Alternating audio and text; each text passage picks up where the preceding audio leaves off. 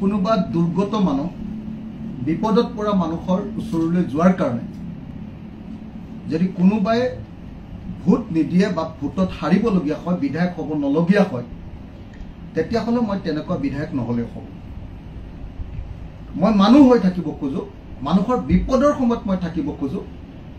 গতিকে যদি কোনোবাই ভাবে যে ৰাইজৰ দলৰ সভাপতি আৰু শিৱসাগৰৰ বিধায়কজনে উচ্ছেদ পীড়িত গুণগুণ চেতিয়াৰ লগত কথা পতাটো ভুল, উচ্ছেদ পীড়িত বড়ো মানুহবিলাকৰ লগত কথা পতাটো ভুল, উচ্ছেদ পীড়িত ৰাভা মানুহবিলাকৰ লগত কথা পতাটো ভুল, আৰু উচ্ছেদ পীড়িত সংখ্যালঘু মানুহৰ লগত কথা পতাটো ভুল, তেতিয়াহ'লে মই ক'ম যে তেনেকুৱা ভুল মই কৰিম।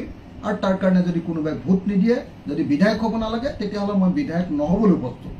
মই একেটা বস্তু বিচাৰোঁ যে আন দলবিলাকে, কংগ্ৰেছ দল বা AIDF, তেওঁলোকে একেটা ষ্টেণ্ড লওক। অকল ভোটৰ কাৰণে যদি বিপদৰ সময়ত আমি সংখ্যালঘু ৰাইজৰ ওচৰত যদি নাযাওঁ আৰু ইলেকশ্যনৰ সময়ত তেওঁলোককে কেৱল ভোট দিব লাগে, তেতিয়াহ'লেতো এইটো কেতিয়াও মানৱীয় কথা নহয়। এইটোতো অকল ইলেকশ্যনৰ কথাহে।